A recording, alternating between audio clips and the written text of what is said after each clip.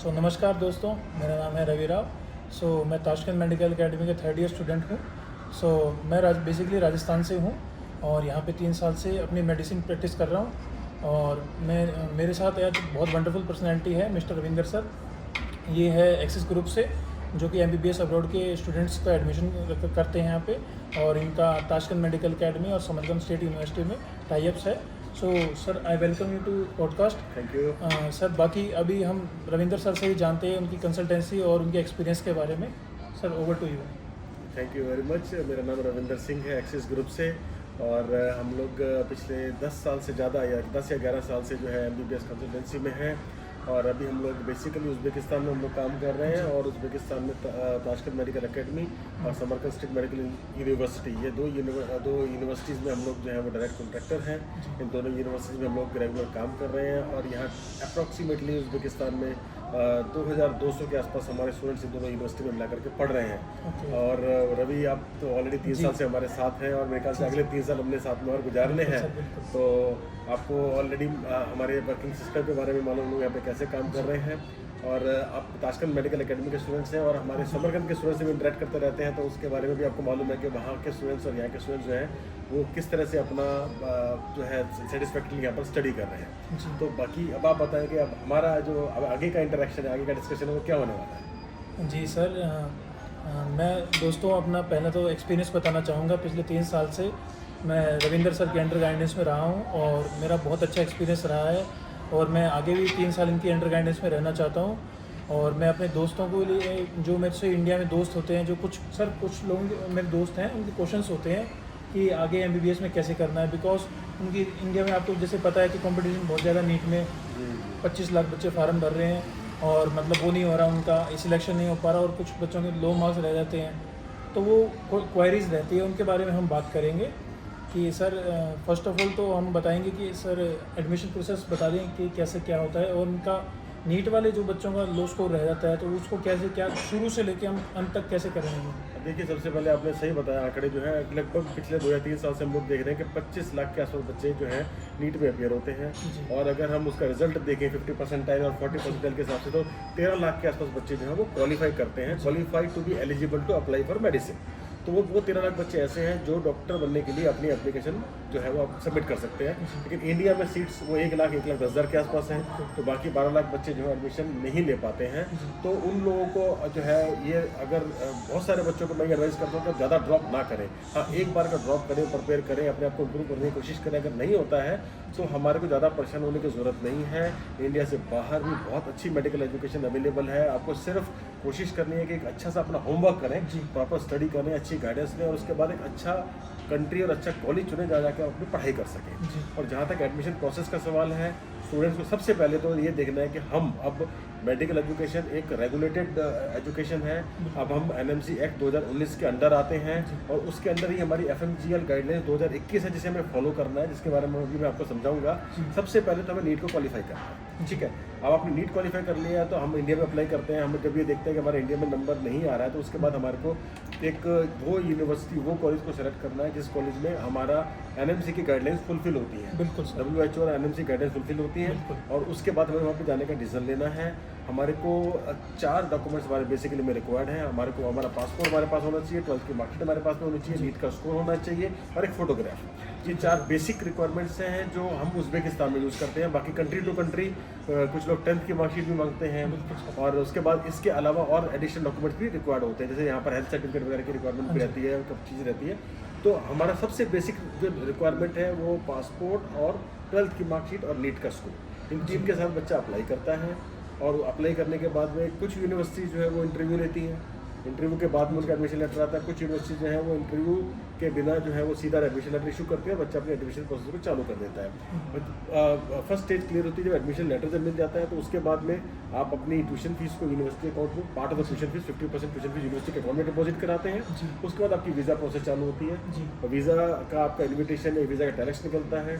उसके बाद आप इंडिया से अपना वीज़ा लगाते हैं, और बैलेंस पेमेंट जो है, जो भी आपका पैकेज वगैरह रहता है, उसके बाद आप पेमेंट करके अपने एडमिशन प्रोसेस को फाइनलाइज करते हैं। जब वहाँ से आप पहुँच जाते हैं आप कंट्री में, अपने यूनिवर्सिटी में, तो आपको अपने ओरिजिनल डॉक्यूमेंट सबमिट करने हैं। वो ओरिजिनल डॉक्यूमेंट अलग अलग यूनिवर्सिटीज़ का अलग अलग सिस्टम है, अलग अलग कंट्री का अलग सिस्टम है, वो उसको ट्रांसलेट करते हैं।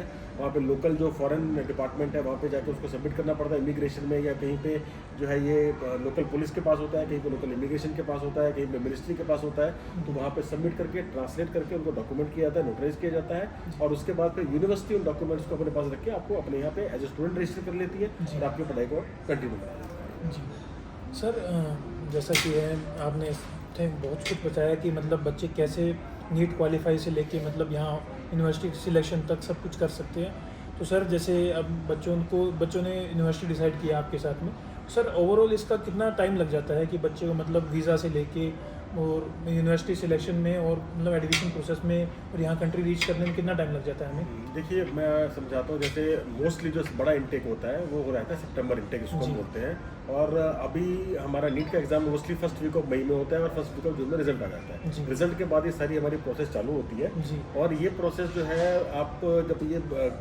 2 महीने के आसपास टाइम लगता है और हम लोग जो है वो अगस्त के एंड में रेडी रहते हैं वीज़ा वगैरह अरे अपना अरेंज करके, और सितंबर में बच्चे अपनी क्लासेस ज्वाइन करना शुरू कर देते हैं। तो ये आप ये लेकर चलिए कि 1.5 से 2 महीने की पूरी प्रोसेस आपकी रहेगी, क्योंकि जब भी ऐसे प्रोसेस होती है तो बच्चा ये ना लेके चले कि एक सिंगल एडमिशन प्रोसेस हो रहा है, वो एडमिशन बैच में प्रोसेस होता है। तो ये भी हो सकता है कि एक बच्चा जिसने 1 तारीख को अपनी एप्लीकेशन दी है और दूसरा बच्चा 10 तारीख को एप्लीकेशन दी है, ये दोनों एक साथ फ्लाई करें। तो ऐसा ना हो कि सर मेरा एप्लीकेशन आज आ गई तो मैं आज फ्लाई कर दूँगा, ऐसा नहीं। वो बैचेज में बच्चे फ्लाई करते हैं, बैचेज में उनके डॉक्यूमेंटेशन होते हैं, पर ऑन एन एवरेज जो है वो जून से स्टार्ट होकर के अगस्त एंड तक जो है ये बच्चे अपना जो है रेडी रहते हैं अपनी फ्लाई करने के लिए। सर मतलब हम ऐसा कह सकते हैं कि जो बच्चा नीट देगा सर, इस बार जैसे नीट का डेट है 4 मई है, तो on an average sir answer की जैसे आपको पता है रिलीज़ हो ही जाती है, तो कुछ दिनों के बाद में जो बच्चे सिलेक्शन नहीं हो पा रहा है, कम नंबर है, तो हम उससे वो बच्चा आइडिया लगा लेगा तो वो एनरोल मतलब एग्ज़ाम के बाद में एनरोल कर सकता है और आपसे डिस्कस कर सकता है। जी। तो सर इसका अपने इंटरव्यू कब से शुरू हो सकते हैं? इंटरव्यू मोस्टली इनके जून में स्टार्ट होते हैं। जी, ताशकंद मेडिकल अकेडमी अपने इंटरव्यूज लेते हैं, वो जून में स्टार्ट होते हैं। जी सर जी। और सर इसके बारे में हम मतलब चलो सर हम बच्चे का मन भी बना लिया और आप सब कुछ कर लिया है, तो उसके बाद में सर एक फैमिली का कंसर्न रहता है कि इसका ओवरऑल बजट कितना आएगा।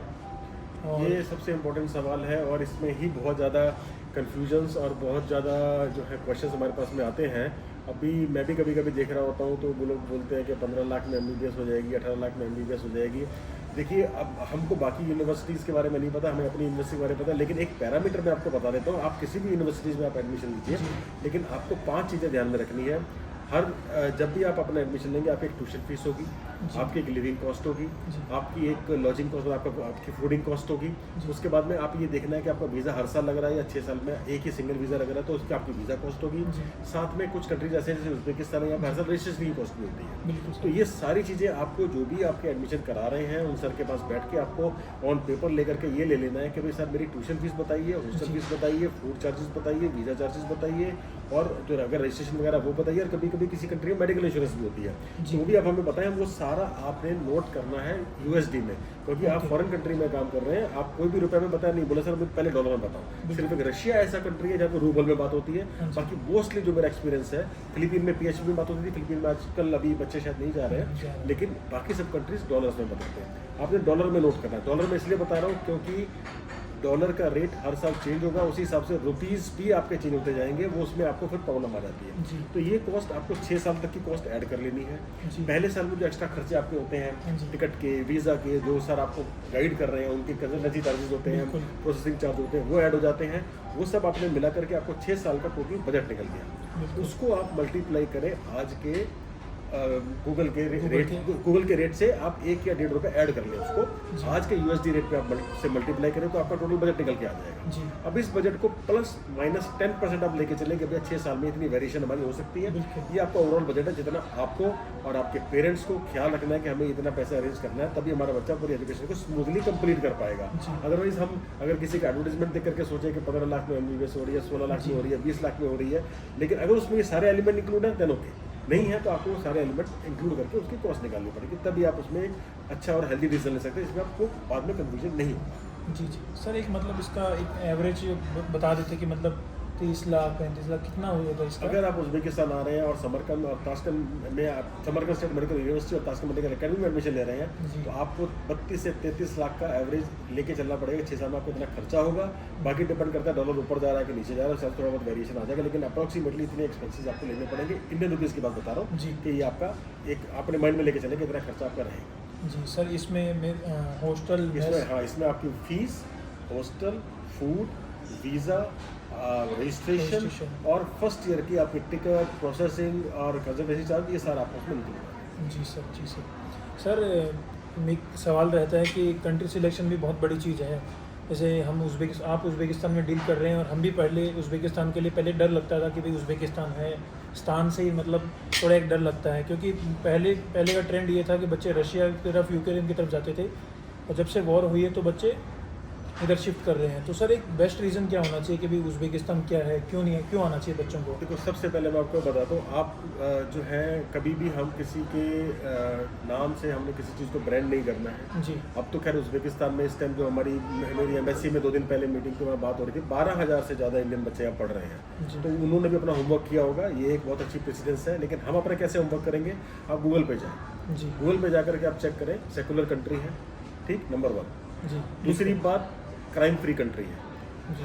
हर मोड़, हर क्रॉसिंग सीसीटीवी कैमरास है। जी। सबसे तीसरी चीज़ यहाँ पर देखिए, गूगल पे जाके चेक करेंगे आप, 100% लिटरेसी रेट है। हर बंदा यहाँ पर पढ़ा लिखा है। बिल्कुल सर। ठीक, पीसफुल कंट्री है, क्राइम फ्री है, इंडिया से बड़ी अच्छी कनेक्टिविटी है। Delhi Tashkent per day 2 flights हैं। एक हफ्ते में 14 फ्लाइटें दिल्ली से उड़ती है ताशकंद के लिए और वापसी के लिए। बिल्कुल सर। उसके बाद मुंबई से भी कनेक्टिविटी है। जी। जो बच्चे हमारे साउथ के हैं उनको बहुत अच्छा कनेक्शन मिलता है दुबई से। दुबई से। आप डेली फ्लाई कर सकते हैं। सबसे इम्पोर्टेंट बात यह है कि इतनी सारी फ्लाइटें होने का फ़ायदा ये है कि अगर पेरेंट्स को बच्चों से मिलने के लिए आना है तो आप वीकेंड पे आइए, शनिवार को आइए और संडे को वापस चले जाइए बच्चे से मिलकर के। इतनी भी आपको एडवांटेज यहाँ पे मिल जाती है। जी। एक्सपेंसेस बहुत कम है क्योंकि टिकट्स के चार्जेस इतने कंपटीशन होने की वजह से नॉर्मल टाइम में, क्योंकि बच्चों के आने जाने के टाइम में टिकट के प्राइसेस बढ़ जाते हैं, पर नॉर्मल टाइम में उसके प्राइस बड़े कंट्रोल रहते हैं। ई वीज़ा आपको मिल जाता है बड़े आराम से। आप यहाँ पे वेबसाइट पे जाएँ या किसी भी ट्रैवल एजेंट से बात करें, 4 या 5 दिन आपको ई वीज़ा मिल जाता है। आप पेरेंट्स से बच्चे से मिलने के लिए आ सकते हैं। तो कनेक्टिविटी बड़ी अच्छी है। तो नियरनेस है, 2.5 घंटे की फ्लाइट है दिल्ली से ताशकंद, 2 घंटे 30 मिनट में आप यहाँ पहुँच सकते हैं। इतनी देर में तो मैं दिल्ली से बेंगलोर नहीं पहुँचता। जी। ठीक है, तो उतनी देर में बच्चा जो है वो दिल्ली से ताशकंद पहुँच जाता है। जी। तो एक कनेक्टिविटी हो गई, सेफ्टी हो गई, सिक्योरिटी हो गई। लेडीज़ के लिए बहुत ही सेफ जगह है यहाँ पर। और मैं आपको बताना चाहूँगा कि जितने मैंने आपको बच्चे बताए, 2250 के आसपास बच्चे हैं, उसमें से 60% के आसपास हमारे पास गर्ल्स हैं यहाँ पर, बिल्कुल। और वो यहाँ पर बहुत सेफ है। तो ये बहुत इंपॉर्टेंट पॉइंट है कि बच्चियाँ यहाँ पर आई हैं और यहाँ पर आप उनसे पूछ भी सकते हैं, बात भी कर सकते हैं। They are feeling very safe working. तो ये एडवांटेजेस है, अदर देन कि भाई वॉर की वजह से आना पड़ा, वो एक अलग इशू था। लेकिन यहाँ पर आप इसको एजुकेशन पॉइंट ऑफ व्यू से यहाँ पर देखें। अब मैं आपके अगले सवाल पे पहले ही चला जाता हूँ कि सिर्फ मैं सेफ्टी, सिक्योरिटी या नियर कनेक्टिविटी की बात नहीं कर रहा हूँ। मैंने कई कंट्रीज़ में काम किया, हमारे बच्चे कई कंट्रीज़ में किए, लेकिन जो फीडबैक मुझे यहाँ पर मिला है, जितना अच्छा हॉस्पिटल का एक्सपोजर उज़्बेकिस्तान का है, उतना अच्छा फीडबैक हमें कहीं से नहीं मिला। फर्स्ट ईयर से बच्चे जो है यहाँ पर अपना क्लिनिकल हॉस्पिटल में जाना शुरू कर देते हैं, वहाँ पर अपनी पढ़ाई चालू करते हैं। अब बच्चों की क्लासेस वहाँ पर हॉस्पिटल में जाना शुरू हो जाती हैं। और उसके बाद जो है फाइनल ईयर तक हमारे यहाँ पर हमने ये देखा कि यूक्रेन से जो बच्चे आए थे वो पहले कोविड से अफेक्ट थे, उसके बाद में वो वॉर से अफेक्ट थे।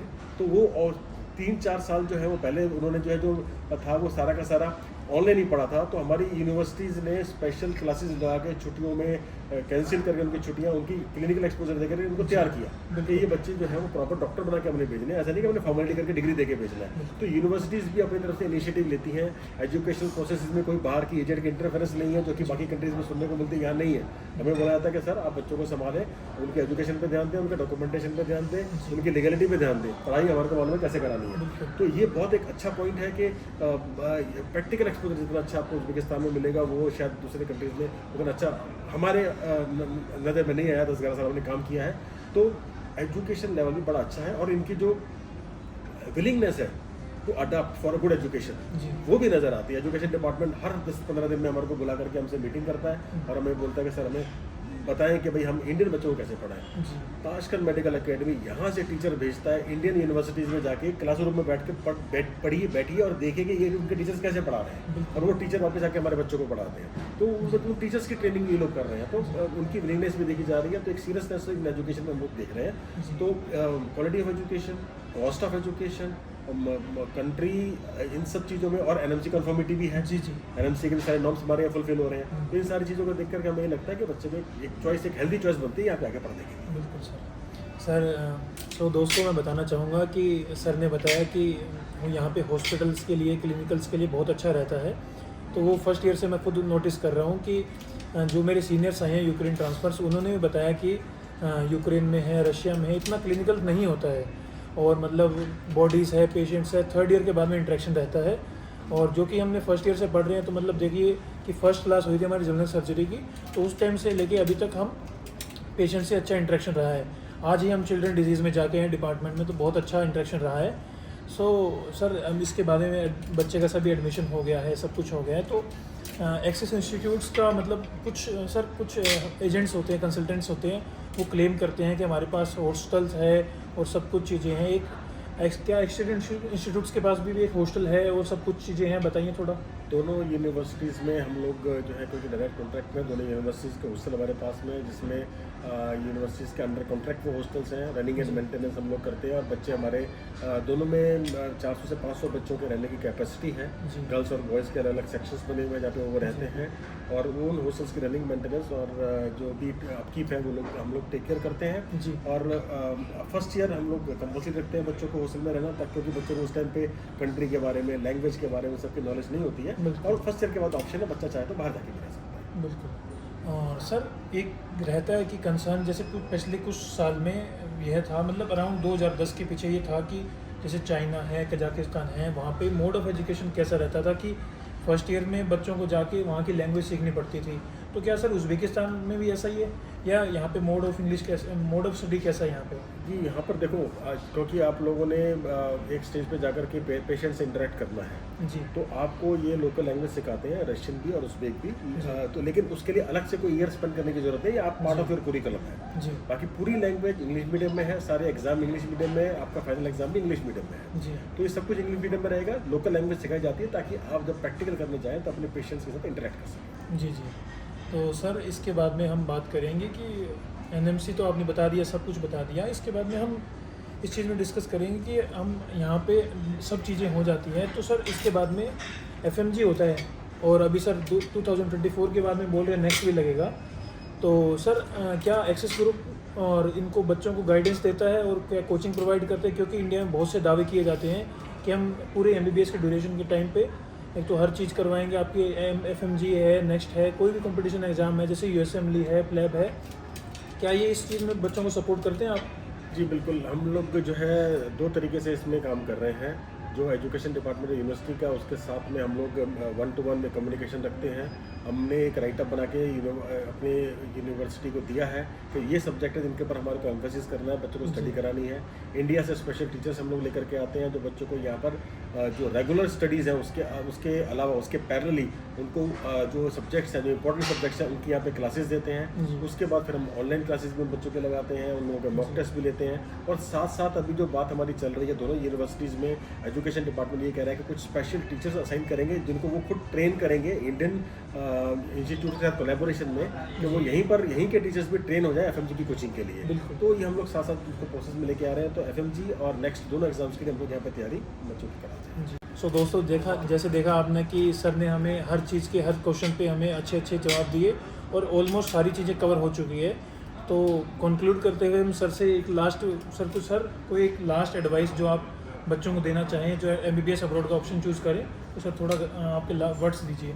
देखो बच्चों, सबसे पहले तो मैं आपको ये बताना चाहूँगा कि आप जब अपना नीट एग्ज़ाम दे लेते हैं, एक ड्रॉप जब आप लेते हैं तो फर्स्ट ड्रॉप में बच्चे से स्टडी कर ले, बार बार एक तो ड्रॉप के जो है सर्कल में ना चले जाए, नंबर 1। बाकी आपका डिसीजन है, इसमें मैं कुछ नहीं ज़्यादा बोलना चाहूँगा, लेकिन इसमें मैं बच्चे बार बार ड्रॉप करते हैं, उससे उनके ईयर वेस्ट होते हैं। एक हेल्दी डिसीजन है। नंबर 2, जो भी कॉलेज आप चुनेंगे वो एनएमसी नॉर्म्स को कंफर्म करें। एनएमसी नॉर्म्स को आप स्टडी कर लें। 54 मंथ की एजुकेशन होनी चाहिए, इंग्लिश मीडियम होना चाहिए, इंटर्नशिप होनी चाहिए, और इंटर्नशिप 12 महीने की इंटर्नशिप हो, और उसी यूनिवर्सिटी के हॉस्पिटल से हो जिस यूनिवर्सिटी में आप पढ़ रहे हैं।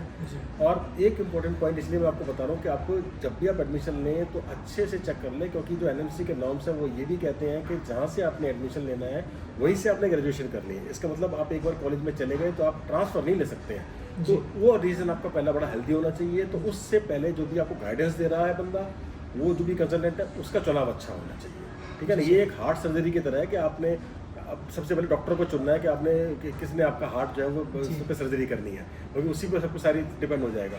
तो वही आपको सही जगह गाइड करेगा, सही डायरेक्शन में आपको लेकर के जाएगा, ताकि आपको सारी कन्फर्मिटीज़ हो। क्योंकि आप ट्रांसफर नहीं लेंगे, अगर आपको लगेगा कि मैं गलत जगह पर आ गया हूँ, तो आपको वो छोड़ करके फर्स्ट ईयर से शुरू करना पड़ेगा।